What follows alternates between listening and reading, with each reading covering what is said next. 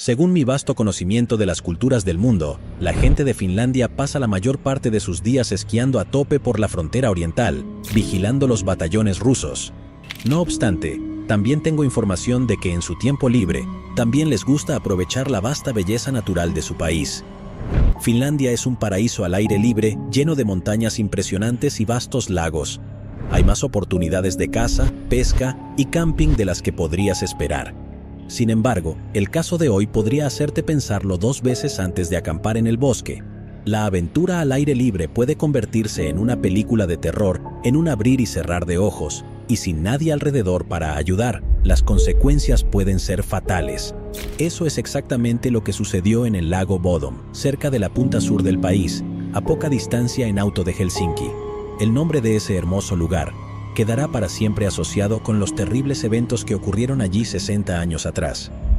Lo que comenzó como una historia sangrienta sobre un ataque a un grupo de adolescentes se convirtió en el misterio más duradero de toda la historia criminal finesa, la historia de los asesinatos del lago Bodom.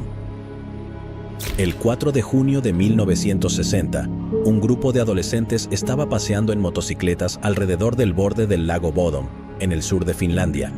Estos eran, y realmente tendrás que disculpar mi pronunciación aquí, Maila y Merli Björklund, su novio Nils Wilhelm Gustafsson, otra pareja llamada Anja Tulikimäki y Seppo Antero Boisman. Ambas chicas tenían 15 años y los chicos tenían 18. Sí, era una época diferente, pero dejemos de preocuparnos por la cuestionable diferencia de edad, ya que es la menor de nuestras preocupaciones hoy. Las 2 chicas se conocían de la escuela vocacional, mientras que los chicos eran aprendices en una fundición. El sitio de campamento que eligieron para ese fin de semana estaba en Högnäs, una península en el borde sur del lago. Una vez que llegaron allí por la tarde, montaron su tienda de campaña y se instalaron para pasar un agradable día de relajación en la naturaleza, nadando y pescando antes de que llegara la corta noche nórdica. Por supuesto que los chicos bebieron un poco. Después de todo, es Finlandia. Era alrededor de medianoche cuando el grupo se acostó en su única tienda. Sin embargo, sabemos por el diario de Maila que no duraron mucho tiempo. Ella escribió: "5º día acampando en el lago Bodom. Seppi y Nise estaban borrachos. Desperté a las 2 de la madrugada y Seppi estaba pescando. Se cree que ambos chicos tenían dificultades para dormir, así que decidieron hacer un poco de pesca nocturna para pasar el tiempo. En un lugar tan encantador, rodeado de un paisaje hermoso y todo iluminado por la luz de la luna, los 2 chicos debieron haberse sentido bastante despreocupados. El subidón del vodka probablemente ayudó, pero sobre todo fue el paisaje.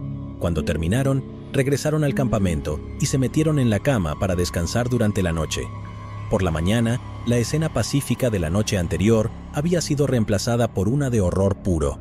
La tienda de campaña se había derrumbado y su lona beige estaba empapada de rojo color sangre. Bajo la tela podíamos distinguir la forma de 2 cuerpos. Otro yacía encima de la tienda. En concreto, un joven desnudo de cintura para abajo y desfigurado por innumerables puñaladas. De los 4 campistas, solo Nils Gustafsson seguía con vida. Yacía inconsciente fuera de la tienda, sufriendo lesiones en la cabeza similares a las que mataron a sus amigos y pareja. Sus cráneos habían sido fracturados por traumas contundentes y sus brazos estaban cruzados de heridas de cuchillo. Gustafsson había sobrevivido a los golpes en la parte posterior de la cabeza y la mandíbula, pero apenas podía respirar. Líquido cerebral goteaba de su nariz, además de una herida en la mejilla tan ancha y profunda que se podían ver sus dientes a través de ella. La escena que acabo de describir ya es lo suficientemente espantosa desde la distancia, pero imagina encontrarte con ella en persona. Eso es exactamente lo que le sucedió a Esko Johansson y a su hijo, quienes habían ido al lago a nadar alrededor de las 11 de la mañana. Antes de zambullirse en el agua, vieron la lona caída en un claro y se acercaron a investigar, espero que sin su hijo a su lado. A las 11:15, ambos estaban corriendo de regreso al pueblo lo más rápido posible para llamar a la policía. Mientras estaban ausentes, otro hombre llamado Sigurd Vulasmaa se encontró con el mismo sitio macabro y fue a hacer la misma llamada telefónica. Cuando llegaron las autoridades, pudieron llevar a Gustafsson al hospital, donde pasó unas semanas recuperándose. El agresor le dejó una posible lesión cerebral y, por lo tanto, recuerdos bastante confusos sobre lo que realmente había sucedido. Aún así, la policía pudo obtener algunos detalles clave de él con la ayuda de la hipnosis, un método común en la policía en ese momento. Su relato de lo sucedido daría lugar a uno de los casos más enigmáticos e infames de la historia finlandesa. Entonces, ¿qué sabemos exactamente de lo que sucedió esa noche? ¿Cómo fue que un simple viaje de campamento salió tan terriblemente mal? Podemos acotar el momento de los asesinatos a algún instante entre las 4 y las 6 de la mañana. Las noches cortas en el extremo norte significaban que un atacante solo tendría una ventana de oportunidad limitada si quería trabajar en secreto, sobre todo antes de que los madrugadores estuvieran paseando por el bosque. Eso es exactamente lo que sucedió a las 6 de la mañana. Fue aproximadamente 6 décadas antes de Fortnite, por lo que los chicos jóvenes todavía estaban haciendo cosas extrañas como hacer senderismo y observar aves. Dos jóvenes muchachos vieron la tienda de campaña derrumbada desde la distancia en su paseo matutino, pero realmente no pensaron nada al respecto. Informaron haber visto a un hombre rubio alejarse del lugar en ese momento, pero no pensaron en llamar a la policía. Según sabían, todo lo que veían era la mañana después de una fiesta salvaje de vodka en el bosque. Probablemente no era una vista rara los fines de semana. El individuo de cabello rubio sería descrito con más detalle por Gustafsson, quien tenía el recuerdo algo vago de un hombre vestido de negro, mirándolo desde un agujero en la tienda. En lugar de entrar por la entrada de la tienda, este hombre había cortado las cuerdas para atrapar a los adolescentes dentro, justo antes de apuñalarlos y golpearlos a través de la tela. El hijo de un pescador, que había estado pescando relativamente cerca del lugar del campamento, no había escuchado ningún ruido, pero informó haber visto a este misterioso individuo rubio caminando por un sendero esa mañana. Ahora sé lo que estás pensando. ¿No es rubio todo el mundo en los países nórdicos? Bueno, más o menos, tenemos que admitir que eso no estrecha mucho las cosas. Los únicos otros detalles que tenemos son que medía alrededor de 1,73 y que probablemente estaba en sus 20. Un observador atento en la escena del crimen también podría haber notado que este agresor se había llevado las billeteras y las llaves de las bicicletas de los adolescentes. También faltaban algunas prendas. Si lo atrapaban con las posesiones, indudablemente serviría como prueba concluyente. Pues bien, amigos, si estás buscando pruebas concluyentes, no llames a la policía finlandesa en 1960.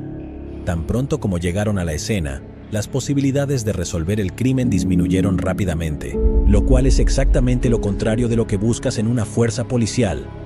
Un grupo de oficiales, perros rastreadores y espectadores descendieron sobre el área para contaminar la escena del crimen con todos sus pasos errantes. Las autoridades ni siquiera se molestaron en colocar cinta policial para acordonar el área. Esto significaba que, en los días siguientes, cualquier campista que no hubiera escuchado las noticias podía haber venido fácilmente y establecerse en el mismo lugar. Incluso todos ustedes, los amantes de la vida dura y al aire libre, probablemente lo pensarían 2 veces antes de hacerlo. A pesar de la inmediata serie de errores, pudieron extraer algunas pistas interesantes del campamento. Por ejemplo, los zapatos de Gustafsson fueron encontrados a unos 500 metros de donde se colocó la tienda. En cuanto al resto de las pertenencias desaparecidas, nunca se encontraron. Lo mismo sucedió con las armas del asesinato, que se cree que eran un cuchillo y una roca. El ejército finlandés realizó una exhaustiva búsqueda tanto del lago como del bosque circundante, pero parecía que el asesino se había llevado ambas cosas consigo. Sin embargo, pudo haber dejado una pista clave, que apareció durante la búsqueda del ejército: una botella de bebida vacía flotando en el agua cerca del campamento. Se extrajeron 2 huellas dactilares de la botella, y con eso, las autoridades estaban siguiendo el rastro de probablemente algún desconsiderado que arrojó su botella de refresco al lago. Parece que los encargados de encontrar los objetos perdidos sentían que necesitaban justificar su trabajo. De alguna manera un poco más sustancial que eso, y 100 veces más desconcertante, fue el caso de la funda de almohada al lado de la tienda, enrollada y sujeta con una banda elástica. Los investigadores encontraron rastros de sangre y semen en la tela, pero curiosamente ninguno de ellos pudo ser vinculado definitivamente a las víctimas. Es posible que una mezcla de sangre y o semen de varias personas haya confundido los resultados de las pruebas relativamente rudimentarias de aquel entonces, pero nunca lo sabremos con certeza. Un examen más detallado de los cuerpos no reveló mucho más que algunos detalles horripilantes. Por ejemplo, Boisman había sufrido heridas de puñaladas en el cuello, probablemente muriendo por inhalación de sangre. Björklund tenía heridas defensivas en los brazos y había sido apuñalada alrededor de 15 veces, algunas de ellas probablemente después de su muerte. En cuanto al hombre que infligió estas heridas, los oficiales pasaron los siguientes días buscando en el bosque y estableciendo puntos de control en las carreteras para tratar de encontrarlo. Sorprendentemente, su enfoque permitió capturar a 88 personas buscadas que habían estado merodeando por el campo al noroeste de Helsinki.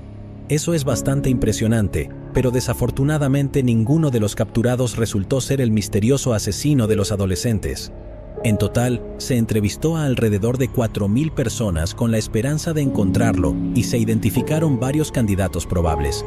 Entonces, ¿quién era ese hombre rubio misterioso?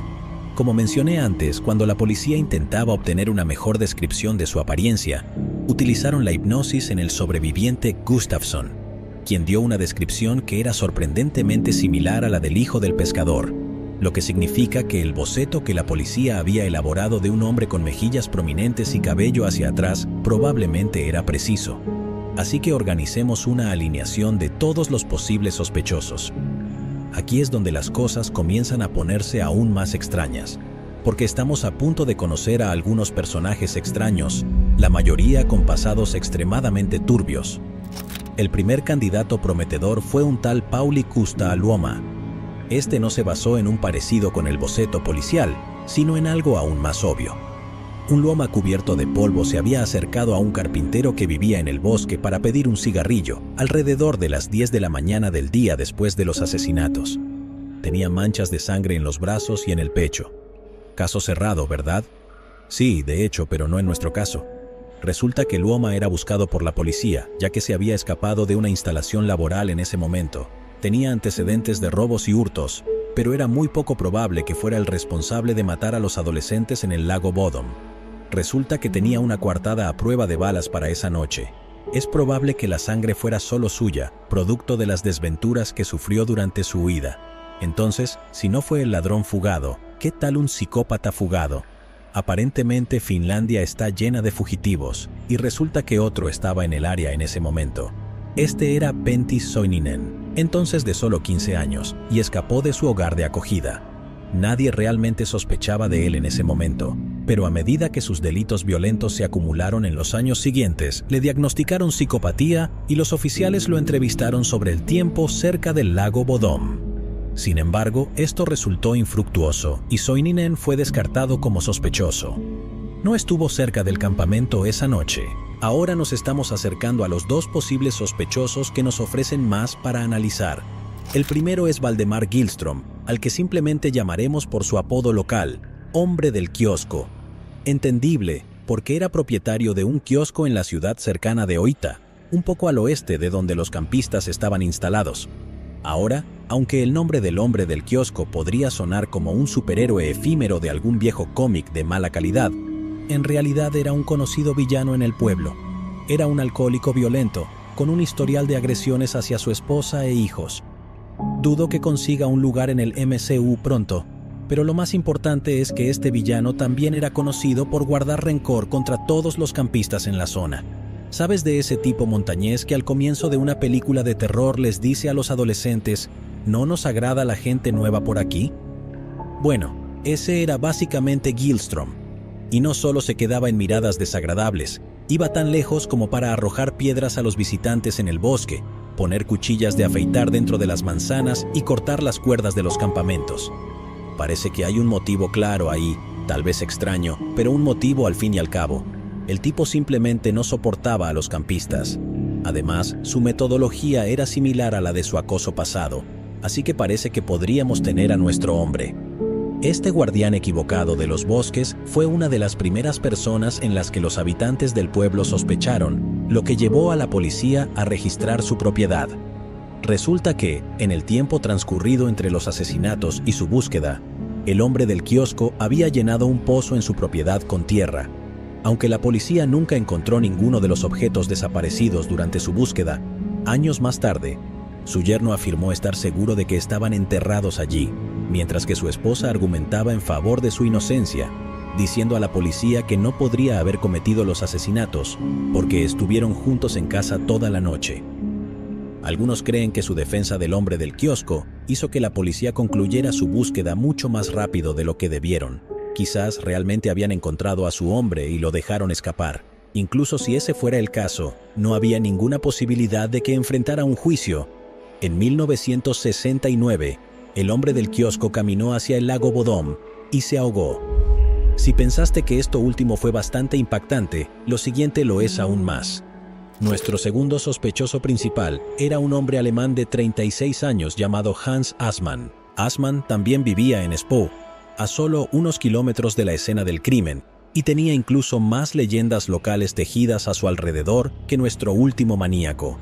Una de ellas era que había sido guardia de prisión en Auschwitz durante la Segunda Guerra Mundial, aunque ese tipo de rumor probablemente se extendía sobre todos los alemanes expatriados en esos días.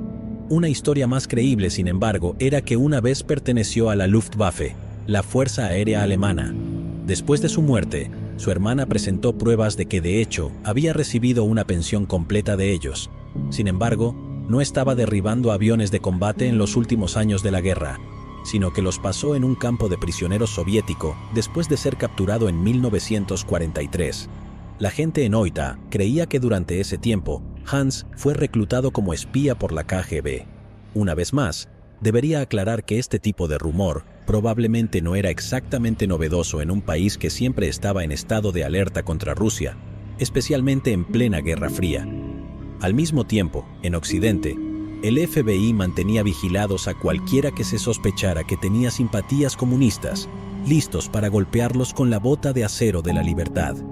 Tanto finlandeses como estadounidenses estaban especialmente paranoicos con respecto al terror rojo en el este, por lo que es muy posible que Hans fuera en realidad solo un ciudadano promedio que había sido nazi. Dicho esto, el ángulo de la KGB podría no ser tan fantástico después de todo. Resulta que hay otro pequeño detalle que podría darle algo de credibilidad al rumor. Cuando Hans regresó a Alemania después de su liberación en 1945, conoció a una mujer finlandesa llamada Vieno, con quien se acabaría casando. También se sospechaba que ella era una espía debido al hecho de que usaba nombres falsos cuando visitaba varios países, y nadie podía entender muy bien por qué. Pero no importa, estamos buscando a un asesino, no cazando espías de la KGB. Resulta que también tenemos muchas razones para sospechar que Hans era responsable de los asesinatos en el lago Bodom. Se presentó en el Hospital General de Helsinki el 6 de junio actuando de manera extraña. Su ropa estaba manchada de rojo y parecía que tenía suciedad debajo de las uñas. Mientras los médicos se preparaban para tratarlo por una dolencia desconocida, hizo cosas extrañas como fingir desmayarse y maltratar al personal.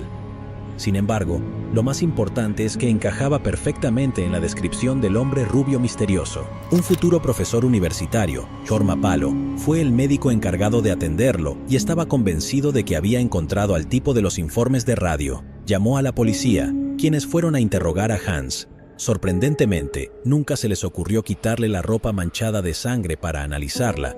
Solo informaron que Assmann tenía una coartada sólida que lo eximía de sospechas. ¿Cuál era esa coartada? Al principio se consideró de naturaleza tan delicada que no se podía hacer pública.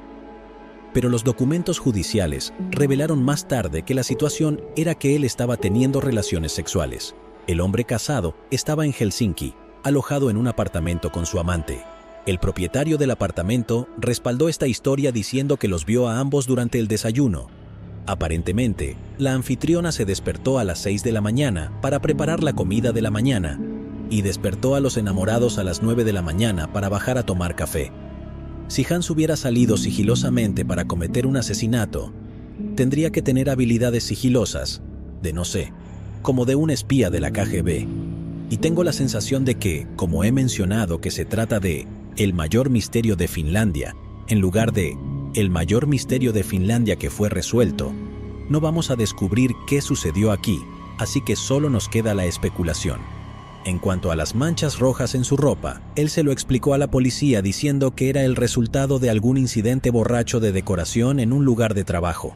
El doctor Palo no estaba convencido, sin embargo, incluso décadas después, Cuando escribía libros sobre el caso, afirmaba que Assmann realmente estaba cubierto de sangre y la policía cometió un error fatal al creer en su palabra.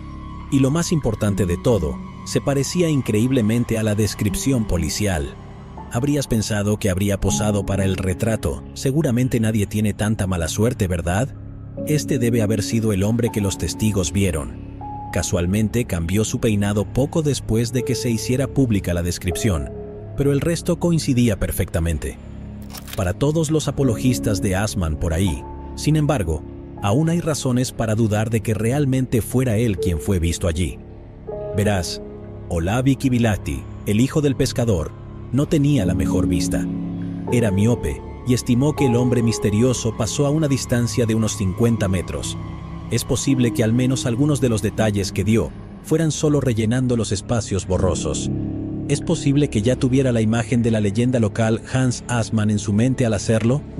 Sería extraño, pero cosas más extrañas han sucedido. Pero ¿cómo habría sido entonces que la víctima Gustafsson hubiera podido dar una descripción coincidente con sus recuerdos?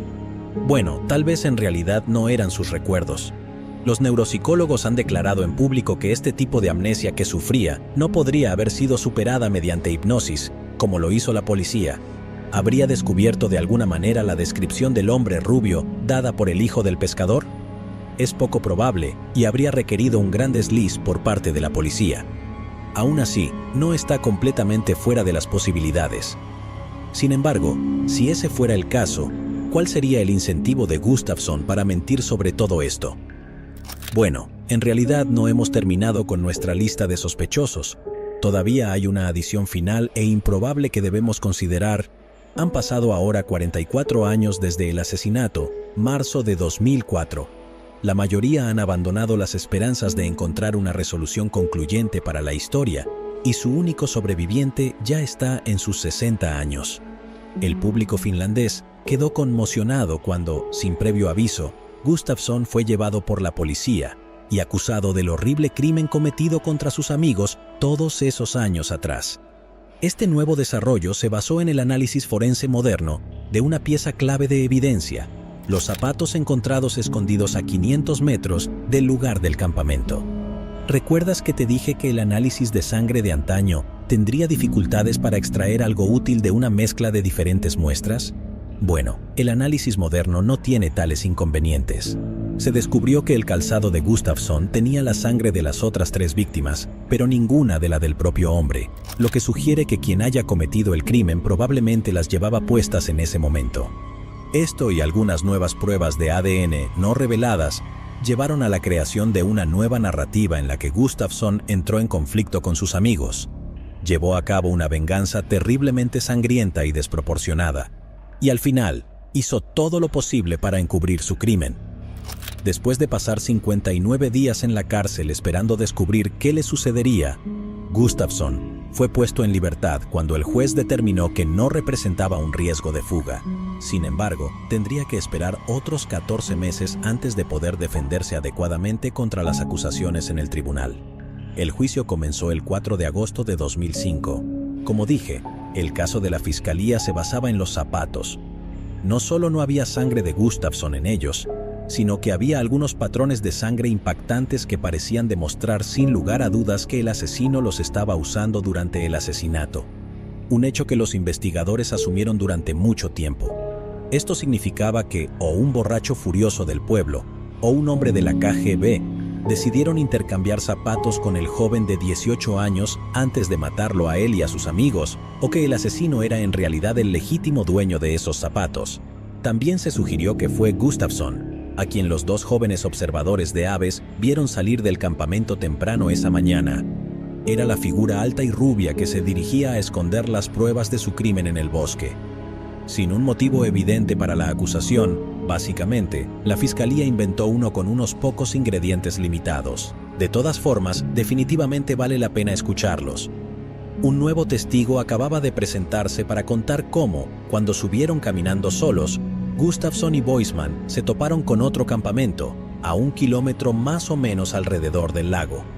El testigo era una mujer que se alojaba allí, y dijo que había hablado con los jóvenes esa noche. Aparentemente, Gustafsson había exagerado con el alcohol y estaba tratando de pelear con su compañero. Pero, ¿cuántos de ustedes han tenido una discusión acalorada con un amigo después de unos tragos de vodka? Es un comportamiento estándar en los bares y no necesariamente prueba intenciones asesinas. ¿Y qué tal prueba de una conciencia culpable? Se alegó que dos personas diferentes habían escuchado al acusado admitir su culpabilidad en los años siguientes al crimen. Uno era un investigador principal, aunque la declaración que Gustafsson hizo frente a él era tan vaga que no probaba mucho. El otro era una conocida mujer que dijo haberlo escuchado presumir sobre cómo escapó de la justicia alrededor de una década después. Con eso se cuentan todas las piezas principales de evidencia, así que echemos un vistazo a la narrativa que se construyó a partir de ellas. En algún momento de la noche, Gustafsson hizo avances sexuales a Björklund, quien los rechazó. No estaba contento y su estallido resultante hizo que los demás lo echaran de la tienda. En lugar de dormir borracho en el suelo, Gustafsson regresó poco después y fue confrontado por Boisman. Los dos pelearon y el sospechoso de asesinato terminó recibiendo una buena paliza, lo que posiblemente le causó la mandíbula rota y otras fracturas faciales. Aún insatisfecho con simplemente aceptar la noche como una pérdida, Gustafsson regresó por segunda vez, esta vez armado con un cuchillo en una mano y una piedra en la otra. Fue él quien cortó las cuerdas y luego se abalanzó sobre el trío en un frenesí de golpes y puñaladas. Es posible que uno de ellos lograra patear la lona y golpearlo en la cara, lo que habría sido la causa de sus heridas. La masa amontonada debajo de la carpa dejó de moverse. Gustafsson llevó a cabo quizás la parte más sádica de su venganza. Siguió apuñalando el cuerpo de Björklund, una retorcida retribución por haberlo rechazado antes. En total, la apuñaló 15 veces. Después de que se disipara la niebla, Gustafsson se dio cuenta de que pronto estaría en problemas cuando los excursionistas regresaran al bosque. Pensando rápido, decidió tomar varios objetos de las víctimas para simular un robo. Se deshizo de ellos en algún lugar donde nadie los encontraría, quién sabe dónde, porque nadie los encontró nunca. Antes de deshacerse del cuchillo, procedió a tallar su propio cuerpo para simular un ataque contra sí mismo. Con eso resuelto, regresó a la carpa descalzo, se acostó y esperó a que la policía llegara. El equipo de defensa llamó a testigos expertos médicos para argumentar que había exagerado la magnitud de sus heridas en ese momento, lo que le permitió presentarse como inocente, una víctima traumatizada durante más de 4 décadas antes de que la ley lo alcanzara nuevamente. Esa es una buena historia, pero si ese fuera el caso, entonces Gustafsson tendría que ser uno de los asesinos más despiadados, rápidos y astutos que hemos cubierto en este programa. Pero el equipo de defensa tenía mucho para tratar de demostrar que este no era el caso. Argumentaron, por ejemplo, que si el adolescente borracho realmente hubiera recibido una paliza lo suficientemente fuerte como para romperle los huesos faciales, le habría costado enfrentarse a 3 personas en una pelea, incluso considerando el hecho de que estaban atrapados en la carpa. No sé si alguna vez te han golpeado, pero realmente duele. Es realmente creíble que, con esa mezcla de traumatismos craneales, heridas autoinfligidas y embriaguez, Gustafsson habría tenido la energía y la lucidez para llevar a cabo un encubrimiento tan experto. Y olvidémonos del golpe en la cara. Ya sabemos que el hombre tenía algunas emergencias médicas urgentes que atender, a saber, el agujero abierto en su cara y la fractura en la parte posterior de su cráneo. La defensa llamó a sus propios testigos médicos para refutar las afirmaciones de exageración. Presumiblemente, solo se pusieron de pie durante unos segundos para decir: «Amigo, literalmente le estaba goteando líquido cefalorraquídeo por la nariz». Quiero decir, si el joven Gustafsson pudo fingir esos síntomas, no debe haber tenido problemas para faltar a la escuela regularmente por excusa médica. Y además de eso, su mandíbula fracturada y los huesos faciales coinciden con los de las otras víctimas, lo que significa que probablemente todos fueron hechos con la misma técnica y arma, y lo más importante, desde el mismo ángulo. La evidencia de sangre también ofreció un apoyo similar. La sangre del acusado también estaba dentro de la carpa, lo que significa que o bien fue atacado mientras dormía junto a sus amigos, o bien la pelea alegada por la acusación ocurrió dentro de la carpa. Además, el resto de su ropa curiosamente no tenía salpicaduras de sangre, como las que salpicaban sus zapatos. Y recuerda la nueva evidencia de ADN insinuada por la policía antes del juicio. Bueno, nunca se materializó realmente de manera significativa. La misteriosa funda de almohada con rastros de sangre y semen ni siquiera se incluyó, lo cual seguía desconcertando a prácticamente todos los involucrados. Tanto así que parecía que todos estaban contentos con simplemente fingir que no existía por conveniencia. Luego están los problemas lógicos con la narrativa en sí misma. Si Gustafsson realmente quería ocultar los zapatos, ¿por qué no deshacerse de ellos de la misma manera que los objetos aún desaparecidos? ¿Cómo caminó de regreso al campamento sin dejar tierra por todas partes en sus calcetines relativamente limpios, o al menos en sus pies? Y si realmente estaba actuando por rabia frustrada, ¿por qué la mujer que lo rechazó recibió un ataque peor que el hombre que lo humilló y golpeó? Para colmo de males, el hijo del pescador que informó sobre el extraño hombre rubio afirmó rotundamente que no era Gustafsson. Los observadores de aves, dada la fugaz visión que tuvieron, no pudieron confirmar ni negar esto. Habrás notado que sembré suficientes dudas para cultivar un jardín sangriento completo, y eso normalmente no le va bien a la acusación. En una resolución emitida el 7 de octubre de 2005, el juez Lama Heikki Mikkola absolvió a Gustafsson de todos los cargos.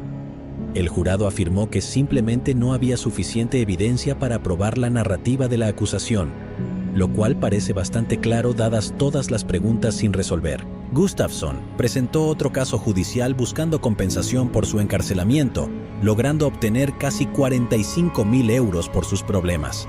No está mal para un par de meses de trabajo. Creía que aún le debían más compensación por arrastrar su nombre por el lodo. Durante todo el asunto, los tabloides habían estado pegando su cara en todas las portadas y especulando sobre su culpabilidad.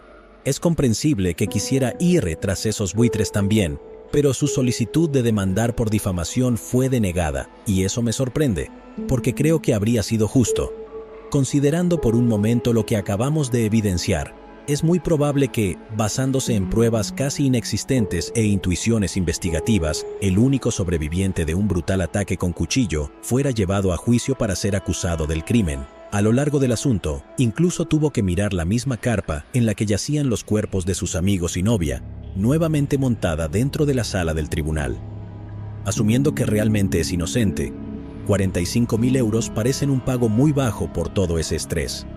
Ese fue un pequeño y sorprendente desvío en el viaje, pero resultó ser un callejón sin salida. Entonces, ¿a dónde vamos desde aquí? Bien, vale la pena retroceder un poco antes de terminar, ya que aún no hemos terminado con nuestros sospechosos anteriores. Primero, volvamos a nuestro primer sospechoso, el hombre del Quisco, el sociópata Bugalú. Resulta que Gustafsson no fue la única persona que confesó los crímenes. El hombre de la cabina también se atribuyó la culpa durante varias conversaciones con conocidos, siendo la última una conversación borracha con su vecino en una sauna en 1969, y sucede que suicidó al día siguiente.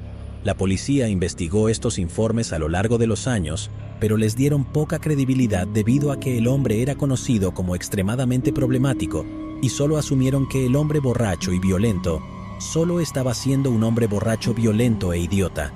Es posible que solo estuviera alimentando las sospechas existentes de los habitantes del pueblo, por razones que solo son comprensibles por aquellas personas que esconden hojillas en las manzanas.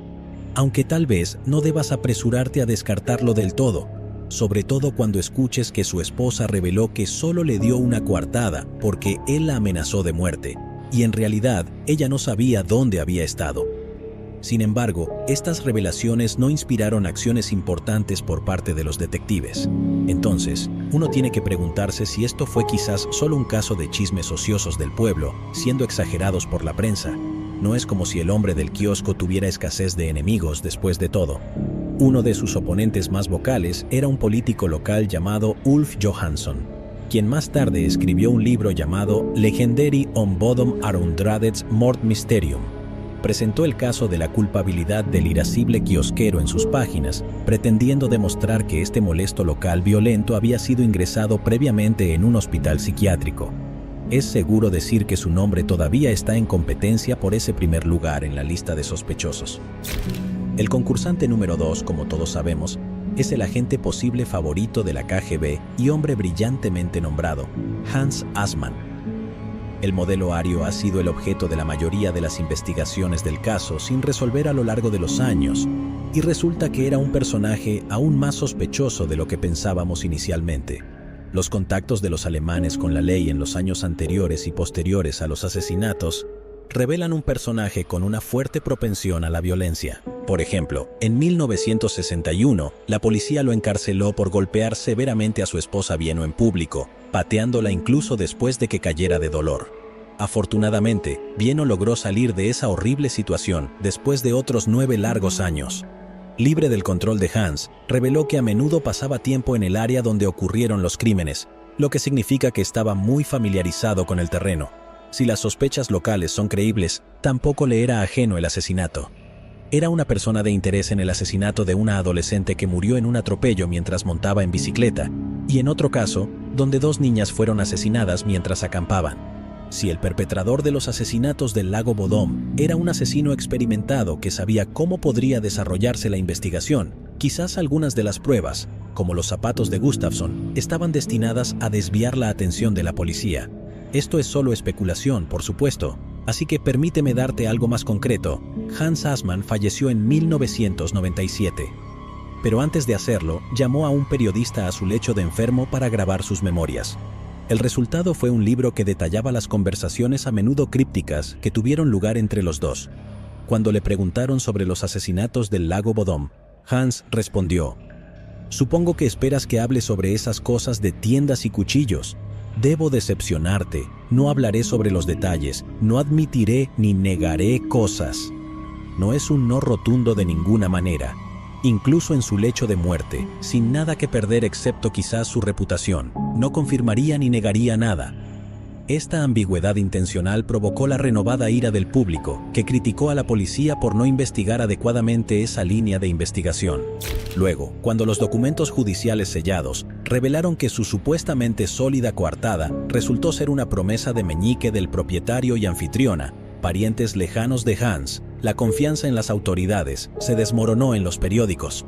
Otro libro fue publicado unos años después, agregando combustible fresco al fuego y cristalizando una teoría extraña que había estado ganando credibilidad lentamente a lo largo de los años.